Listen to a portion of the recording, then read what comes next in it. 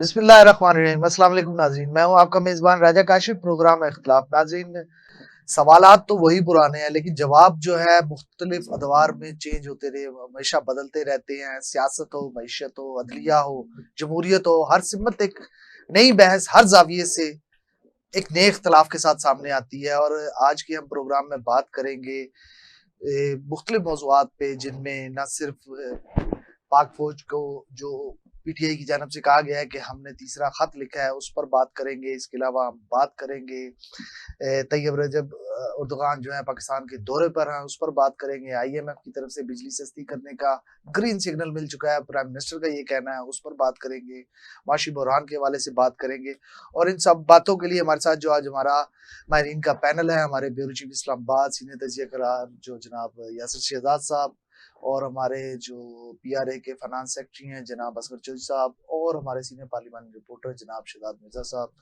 सबसे पहले मैं यासिर भाई आपकी तरफ आऊंगा कि बानी पीटीआई ने जो है एक 3 खत, खुले खत जिन्हें कहा जा रहा है, वो लिखे गए हैं। तीसरा खत लिखा गया है। आप क्या समझते हैं ये खतूत का एक सिलसिलावार जो आईएसपीआर की तरफ से उस हवाले से एक 4 लाइनों का बयान भी आया है कि उन्होंने खत के हवाले से बात भी की है, बताया भी है कि क्या खत था, तो उनको मिला भी नहीं है, वो कह रहे हैं। तो क्या समझते हैं आप, ये जो खत्तो किताबत का सिलसिला बानी की तरफ से शुरू किया गया है, कोई सुलह के मूड में नजर आते हैं, 9 मई पे माफी मांगने के मूड में नजर आ रहे हैं आप? बिस्मिल्लाहिर्रहमानिर्रहीम। पहले तो बहुत शुक्रिया काशिफ, आपने मुझे मदऊ किया। देखिए, जो खुले खत लिखे जा रहे हैं आर्मी चीफ को, मेरे ख्याल से ये गवर्नमेंट जो मौजूदा गवर्नमेंट है उनके मुंह पे जोरदार तमाचा मारा जा रहा सही। है। बानी पीटीआई हमेशा ये बात करते रहे कि जो जब भी मैं बात करूंगा तो स्टैब्लिशमेंट के साथ करूंगा। सही।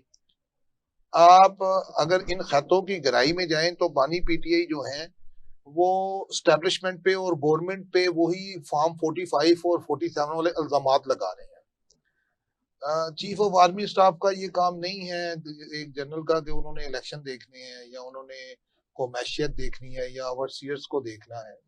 लेकिन आप जब से बानी पीटीआई गिरफ्तार हुए हैं, आपको पता उन्होंने एक ही बयानिया बनाया कि ये जो कुछ भी अगर मैं किसी के साथ भी मुज़ाकरात करूंगा तो वो स्टैब्लिशमेंट है और उसी के साथ मुज़ाकरात करूंगा, और जो यहाँ पे मुल्क के हालात बने हुए हैं उसमें स्टैब्लिशमेंट का बहुत बड़ा हाथ है। सही।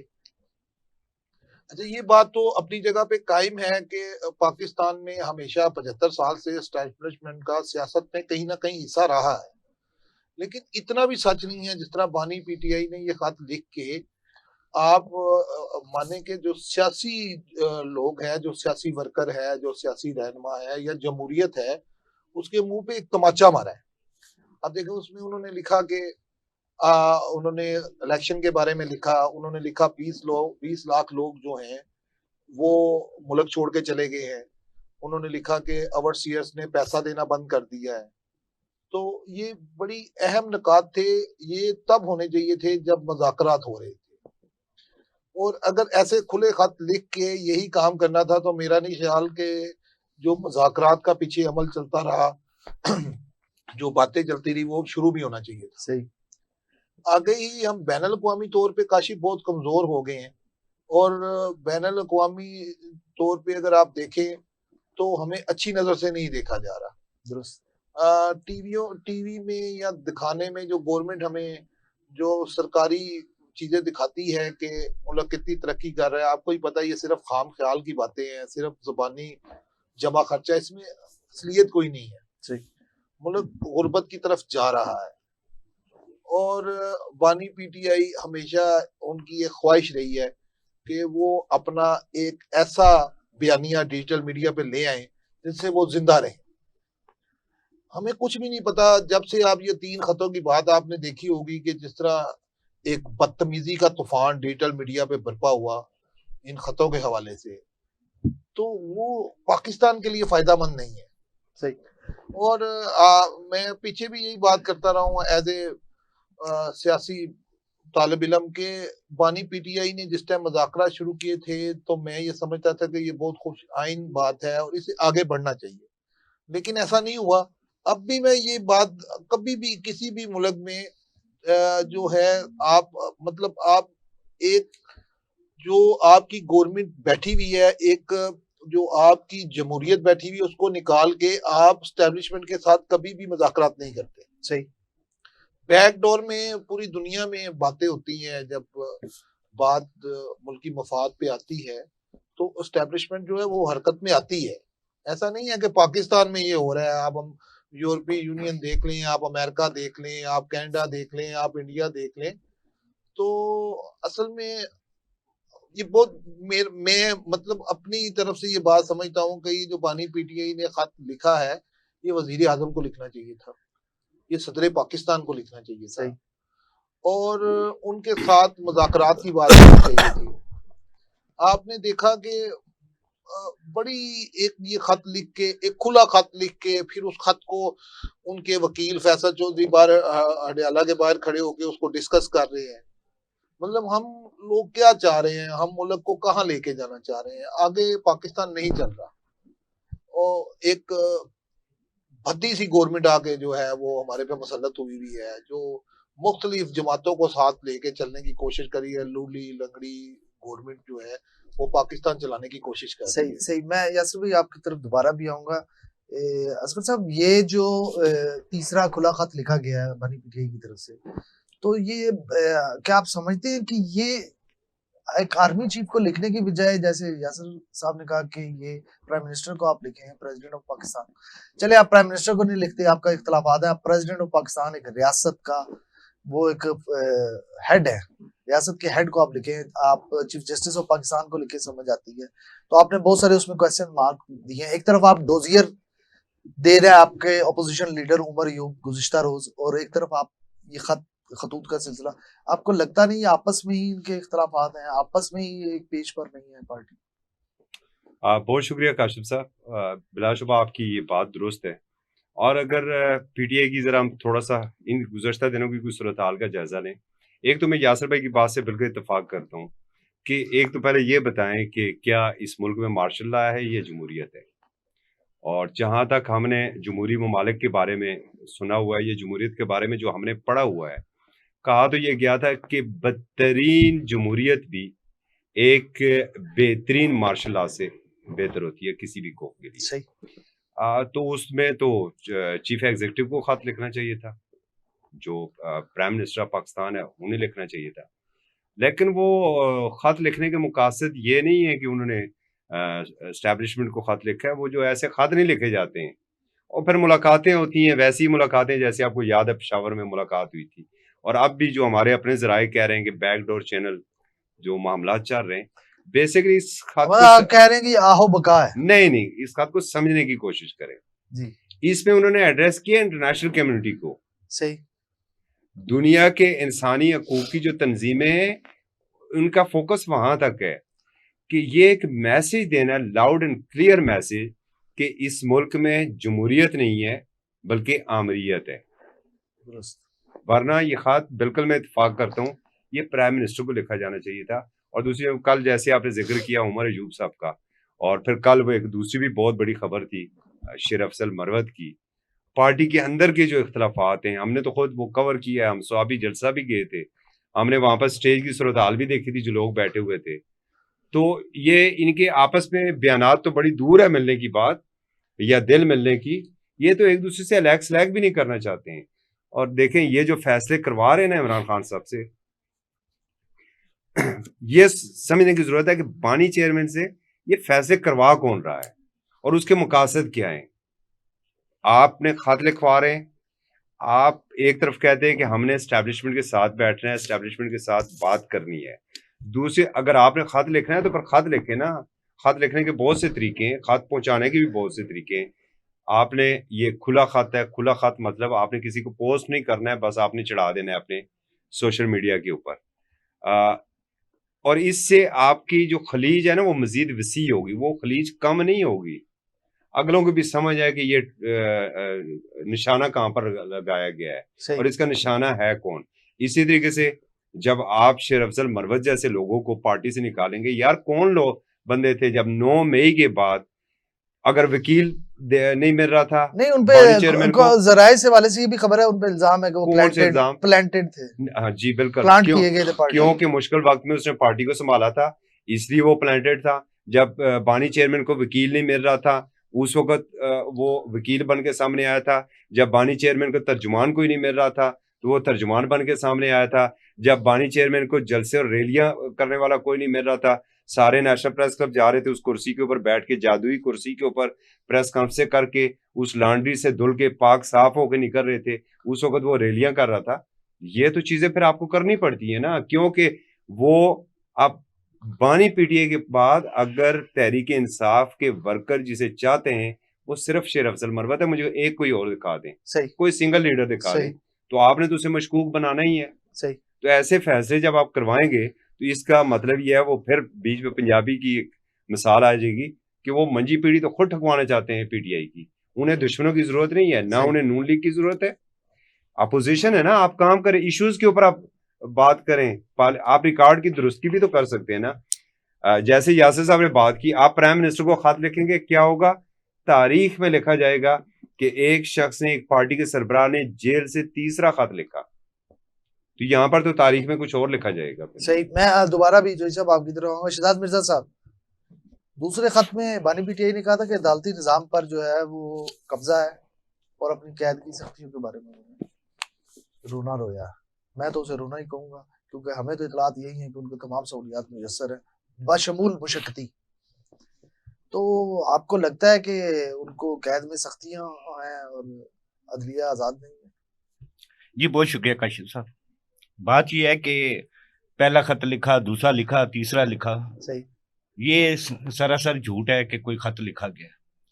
बात यह है कि इसको ना, मतलब ये आप खत से ही मुकर जी गए? खत नहीं लिखा गया। उसकी वजह यह है कि जिस वक्त इंसान कैद में होता है, कोई भी कैदी होता है, उसको सुपरिटेंडेंट जेल की इजाजत से पेन और कॉपी दी जाती है सही, जिसके तहत वो खत लिखता है।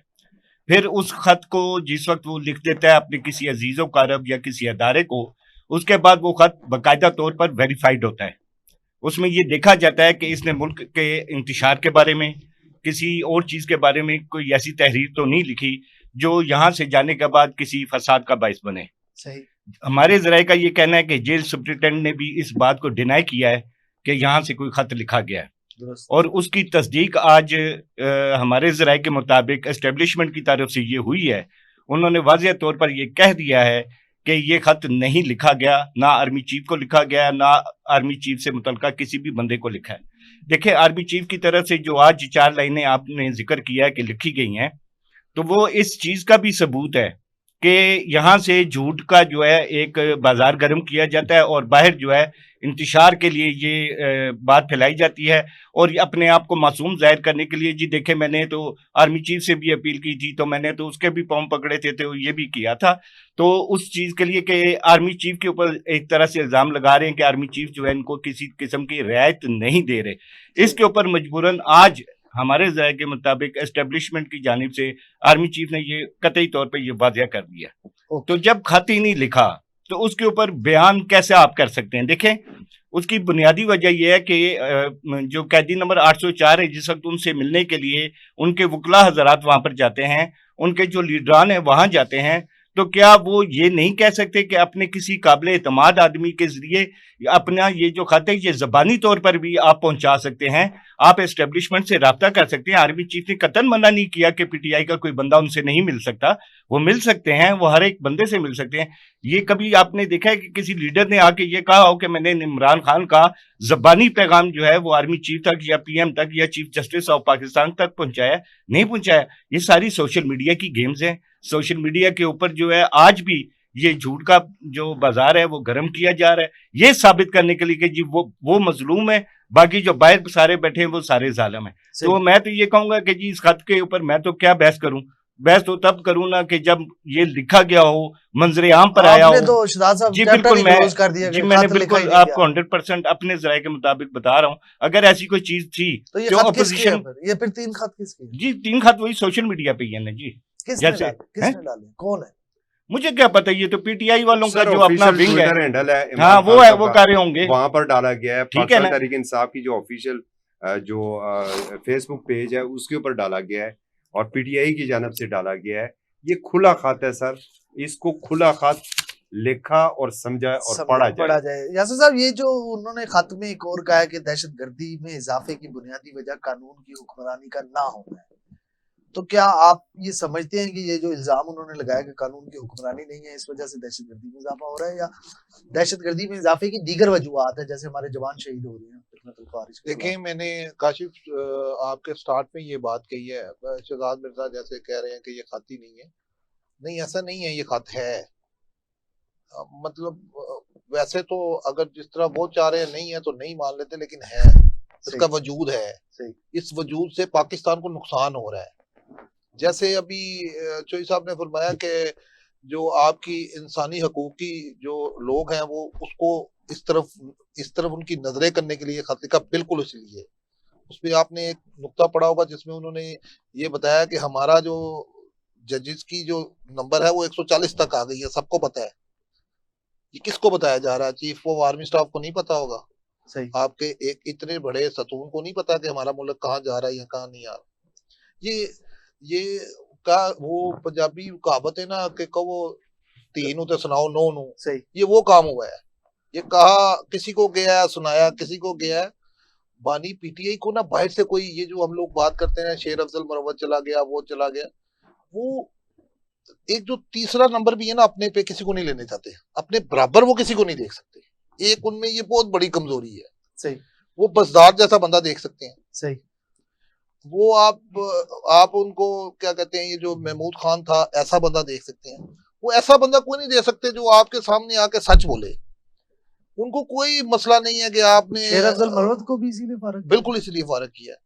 देखिए, पॉपुलरिटी में बिल्कुल ठीक बात कही है चौधरी साहब ने कि इस टाइम अगर खान के बाद पीटीआई को 9 मई के बाद देखें, बड़ा केपीके को जीतना को आसान काम था। उसमें बड़ा कराची जैसे जगह पे जाके, जहाँ पे आज तक हमारा कोई लीडर जाके इस तरह, जो वहां के मकामी लीडर उस तरह नहीं कर सके, उन्होंने रैली निकाल दी पूरे कराची में, सिंध पूरे में रैली निकाल के आ गए। सही।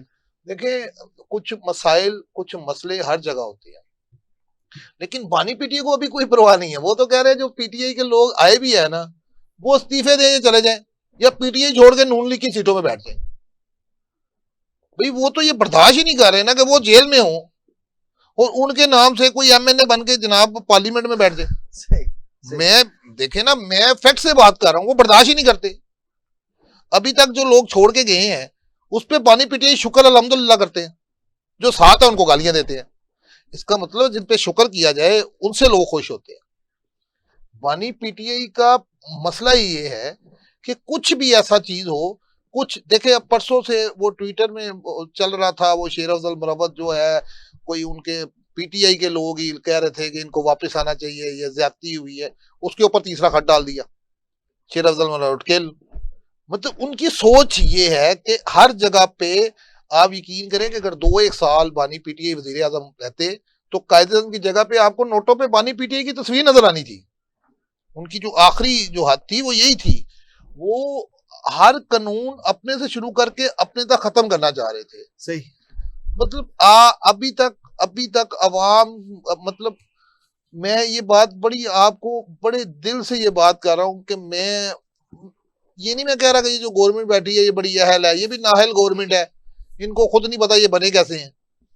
ये 20 सीटों से आगे वजीर आजम हमारे पे मुसल्लत हुए हैं, काम इनके भी कोई नहीं। लेकिन आप इस बात को, बानी पीटीआई की जो मैं अपनी जाती तौर पे जो उनसे इख्तलाफ रखता हूँ, उनका इख्तलाफ ये है कि यार मुल्क को बाहर बदनाम ना करो।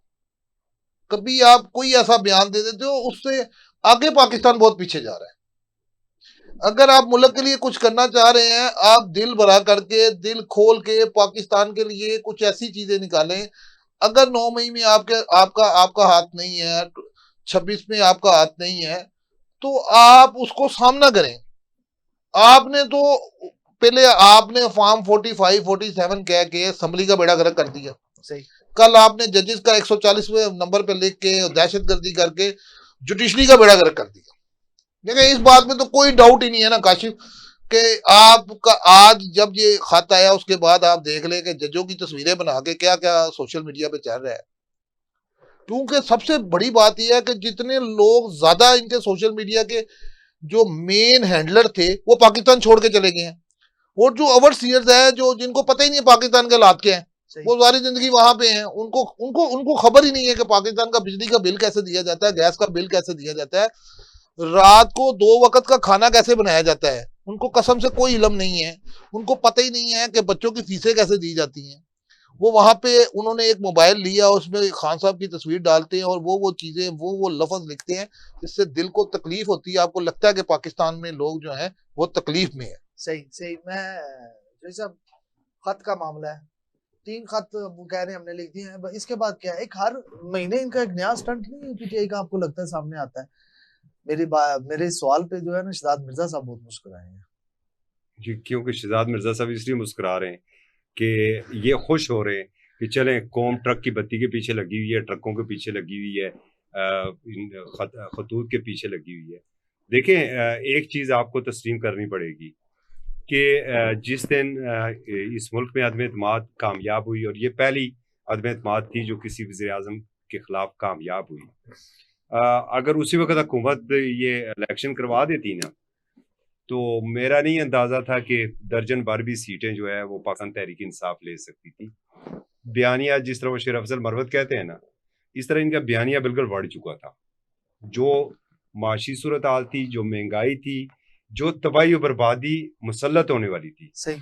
ये तो बानी चेयरमैन और पीटीआई के मेरे दोस्त दुआएं दें शहबाज शरीफ साहब को कि शेरवानी इन्हें बड़ी जल्दी थी शेरवानी की, और शेरवानी पहन के तो उन्होंने आना था, वो आके बैठ के और मुसल्लत हो गए। दुरुस्त। ठीक है, तो यहाँ से ये इन्होंने उसके एंटी बयानिया बनाया, और पीटीआई के ऊपर तो बयानिया बनाना खत्म है, और आज तक उनका कामयाब बयानिया जा रहा है।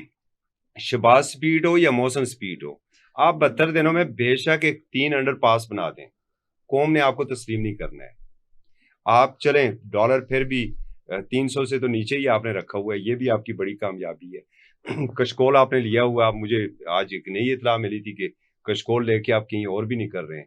कर्जों के ऊपर धड़ाधड़ आप कर्जे ले रहे हैं, अगले कर्जे आपसे खत्म नहीं हो रहे, मजीद कर्जे ले रहे हैं, लेकिन कौम लगी हुई है खतूत के पीछे, कौम लगी हुई है कैदी नंबर 804 के पीछे। अपोजिशन को मासवाए पार्लिमान के अंदर नारे लगाने के, ये उनका काम नहीं है पूछना कि भाईजान आप ये काम कर रहे हैं, ये कितने एक आखिरी मिनट है मेरे पास, फिर मैंने ब्रेक पे जाना है। शहजाद साहब, ये जो 3 खतूत है, इसके बाद अगला क्या स्टंट है, आपको क्या लगता है? क्योंकि आप तो 3 खतूत से डिनाई करके के हैं जी। अगला कोई और बयानिया आ जाएगा, कोई और खत का दावा कर देंगे कि ये लिख दिया वो लिख दिया। यहाँ तो कहने वाले ये वैसे भी कहते सरप्राइज देते हैं आप, ये बात माने, देखें, हर दफा आपको सरप्राइज देते हैं, यहाँ पर नई चीज ला जी के जी मार्केट में। यहाँ पर अब ये कहा जाता है कि रात को जी आर्मी की गाड़ियां जाती हैं डयाला जेल में, खान के गिड्डे गोटे पकड़े जाते हैं। बात यह है कि क्यों पकड़ेंगे भाई? अगर आर्मी चीफ ने इमरान खान को रिहा करवाना है तो भाईजान अब उसके आज केस, तो आईएसपीआर ने इस हवाले से जी बात मैंने भी की कह है दिया ना, अगर उन्होंने खान को रिहा करवाना है वो तो अदालतों को प्रेशराइज करें ना, क्योंकि जो बानी पीटीआई है वो मुकदमात में अंदर है, तो वो फिर जजेस को प्रेशराइज करके केस खत्म करें, खान साहब ऑटोमेटिकली बाय। तो क्यों ऐसा झूठ बोलते हैं वो जी? खान के डयाला जेल के बाद जो है गाड़ियां जाती हैं, ये सिर्फ अपनी जाती तस्कीन देने के लिए। यहाँ इनका सोशल मीडिया जो है वो अनकंट्रोल हो चुका हुआ है। इसी वजह से शायद इन्हीं लोगों की वजह से हम जैसे साफियों के ऊपर भी पीका एक तो लग रहा है। अब क्या करें कि बजाय उससे बचने के या इनसे बचें। सही। तो मेरा तो मुझे यहाँ पे एक ब्रेक लेनी है। ब्रेक से जब हम वापस आएंगे तो बात करेंगे आईएमएफ के वफद की पाकिस्तान आमद और सस्ती बिजली के मुमकिन इम्कानात, उस पर बात करेंगे। इसके अलावा तुर्की के सदर तैयब रजब एर्दोगान पाकिस्तान के अहम दौरे पर हैं, 24 से ज्यादा मुआहदे होने जा रहे हैं, मुआहदे हो भी चुके हैं, उसके क्या असरात मुरतब होंगे, दोनों बातों पे हम बात करेंगे।